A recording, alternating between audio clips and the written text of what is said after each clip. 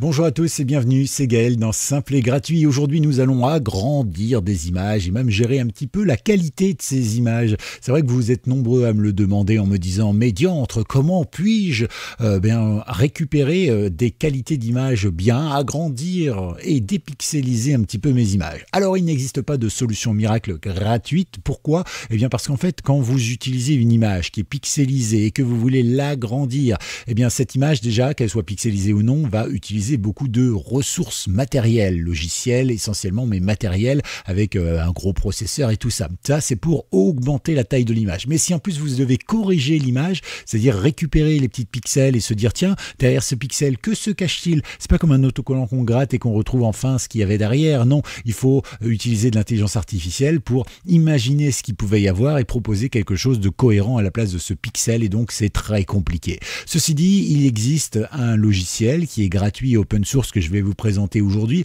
qui permet quand même de récupérer pas mal de choses sans pour autant faire appel à ce qu'on appelle l'intelligence artificielle. Elle est capable de rendre la photo plus claire, plus jolie, et bien sûr elle est capable de l'agrandir, et ça c'est plutôt cool. Encore une fois, ça va être un logiciel gratuit open source mais qui va s'installer sur votre ordinateur, ce qui fait que vos données seront sauvegardées, puisqu'effectivement vos données n'iront pas se balader sur un site web, sur un serveur quelconque, sécurisé ou pas. D'accord ? Allez, voici donc le lien que vous retrouvez directement dans la description, et il nous emmène vers ce logiciel qui s'appelle Final 2X, voilà, ou X en anglais tout simplement.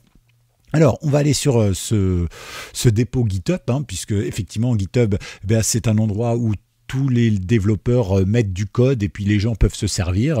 Alors attention, il y a des licences, il y a des choses où il faut leur rendre des comptes, d'autres où il faut payer, d'autres où effectivement, où si vous faites des modifications et tout ça, vous devez les mettre en open source. Enfin bref, voilà, il faut lire les notifs. Ici, nous, on s'occupe du logiciel essentiellement. Donc avec le lien que je vous mets, vous allez pouvoir le télécharger. C'est valable pour Linux, bien évidemment, pour macOS. Et puis si vous voulez le code source, vous pouvez même le télécharger ici. Alors vous allez me dire, mais diantre, moi je suis sur Windows. Dites-moi, cher palefrenier, dites-moi où est-ce que je peux trouver cela? Eh bien, nous allons pouvoir aller ici, dans Show All, et le petit canard boiteux, celui qu'on cache évidemment quand on code, c'est Windows, et le voici ici. Donc vous le choisissez, soit en ARM64, soit directement en x64, c'est vous qui choisissez. Moi, personnellement, mon PC, c'est un 64, donc ce sera ici de toute façon. Ça marche pour le 64 bits. Vous cliquez dessus, et comme vous voyez, il vous propose automatiquement de le télécharger. Parfait. Moi, c'est déjà fait. Vous voyez, il fait 240 mégas. 244 pour être précis, et une fois qu'il est sur mon disque dur, il fait 250 kilos. Ouais, sympa. Enfin, 250 000 kilos. Donc, je vais pas le retélécharger, sinon ça va prendre du temps. Ok, donc ça c'est plutôt cool, et une fois que c'est fait, vous faites comme moi, vous prenez ça, vous double-cliquez dessus, vous faites exécuter, et c'est parti, il se lance, et il va tout simplement s'installer. Vous n'avez absolument rien à faire, même pas mettre un suivant ici ou là, et ça va bien s'installer tout seul. Alors, ce qui est plutôt pratique, comme je vous le disais, c'est que c'est entièrement open source, donc vous pouvez voir le code, voir si effectivement il récupère certaines de vos données. Vous pouvez aussi le récupérer, le compiler vous-même en rajoutant des fonctions, par exemple, ou pourquoi pas en rajoutant de l'intelligence artificielle. On en parlera justement comment rajouter de l'intelligence artificielle sur des logiciels déjà existants et open source et tout ça, parce qu'aujourd'hui on développe de plus en plus. Il y a deux grandes tendances qui se créent sur l'intelligence artificielle. Il y a les large language, par exemple Bard ou encore ChatGPT, et puis vous avez les small language qui eux sont plutôt des choses qui tiennent sur un disque dur, sur un ordinateur. Alors oui, il faut un ordinateur puissant pour le faire fonctionner, mais vous pouvez très facilement donc avoir votre propre intelligence artificielle directement sur votre ordinateur, et du coup après entraîner cette intelligence artificielle et enfin la faire fonctionner à votre gré. Ça peut être pour reconnaître des musiques, des images, des photos, des parties du corps humain, des acteurs dans les films. Ça peut être tout simplement pour je sais pas, faire vos rédactions, pour imiter le chien qui a mangé votre devoir, enfin ce que vous voulez, il n'y a pas de problème. Donc là on va le laisser s'installer, vous voyez, ça y est, normalement c'est en cours, il se lance automatiquement, ça c'est plutôt cool. Voilà, c'est fait. Bon, vous voyez bien? Bon, parfait. Alors la première chose que je vous propose de faire, c'est de le mettre en noir ici, voilà, comme ça vous verrez peut-être mieux sur la photo. Alors on se retrouve sur une interface qui ressemble un petit peu à ce qu'il y a sur Linux et sur macOS, puisque macOS finalement c'est un Unix, donc ça vient du monde de Linux, sauf que ils ont décidé de modifier un petit peu certaines choses, comme si vous modifiez ce code là, et puis de se faire de l'argent avec, parce qu'il y a des gens un peu vénales comme ça, et donc voilà, ils prennent des trucs gratuits puis ils vous les font payer. Et donc voilà, ici vous avez donc pour fermer, pour réduire ou pour agrandir, exactement comme ici, tout simplement. D'accord? Donc ici vous avez une barre de de pourcentage hein, quand votre travail va être en cours de travail justement. Vous avez le stop, le terminate et le log qui nous permet tout simplement de découvrir quand il y a eu une erreur, pourquoi il y a eu une erreur, voilà. Et si jamais vous n'arrivez pas à solutionner l'erreur, eh bien vous envoyez votre log directement à qui? Au développeur qui regardera et qui dira minzette, qu'est-ce que c'est que tout ça? Bon allez, vous avez la possibilité donc ici de changer les couleurs, ici la langue, voilà. Bon, pour ceux qui préfèrent évidemment cette langue-là ou celle-ci, sinon il y a l'anglais, c'est pas mal du tout.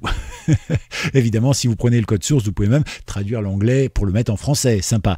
Ici, vous avez la petite roue crantée qui vous permettra tout simplement d'arriver directement aux différentes choses. Alors, ce qui est très important, très important, quand je lève le doigt, c'est que c'est très important, c'est ici device, n'est-ce pas? Vous pouvez choisir quel matériel va travailler. Est-ce que vous choisissez un CPU auto, donc il va choisir automatiquement lequel des deux, hein, il va travailler sur le CPU de votre ordinateur ou bien sur celui de votre carte graphique si vous avez une carte graphique qui est puissante. Pour ma part, je peux le laisser en auto, mais techniquement, je vais plutôt choisir mon processeur hein, qui est plus puissant que ma carte graphique puisque j'ai pas de carte graphique tout simplement. Enfin, si j'en ai une, mais voilà, c'est celle qui est intégrée à ma carte mère.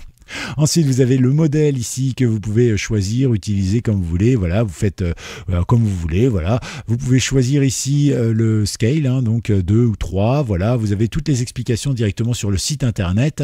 Vous pouvez enlever du bruit également ou en rajouter. Voilà, donc ça c'est plutôt sympa. Le bruit, c'est des petits parasites qu'il y a sur les photos. Voilà, donc vous pouvez améliorer la qualité par exemple en mettant 3. Vous pouvez faire vos tests évidemment. Et puis ici, bien sûr, vous choisissez le Output Folder. Et nous, par exemple, on va aller dans Téléchargement. Ici, je vais sélectionner mon dossier, c'est cool. Ok, donc maintenant que c'est fait, eh bien, je vais pouvoir quitter cela et vous donner les 2-3 choses qu'il y a ici. Donc ici, pour aller sur le site internet du développeur, ici, pour aller sur son Telegram, je crois.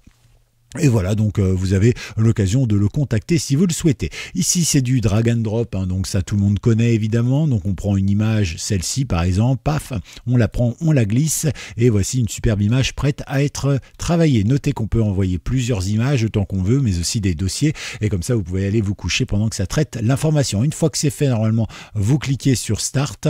Normalement, ça va bien fonctionner, mais c'est pas sûr, et ça va donc agrandir mon image. Moi, j'ai pas mis de fait que mon image soit mieux et de meilleure qualité, hein, mais voilà, vous auriez pu peut-être travailler avec ça. Écoutez, c'est un bel outil, vous pouvez tester, vous amuser. Là, je le laisse travailler, ça va prendre peut-être un petit moment, hein. Et puis voilà, n'hésitez pas, lâchez aussi vos commentaires, n'hésitez pas à me dire si ça vous a plu, si c'est ce que vous cherchiez ou pas, hein, d'ailleurs.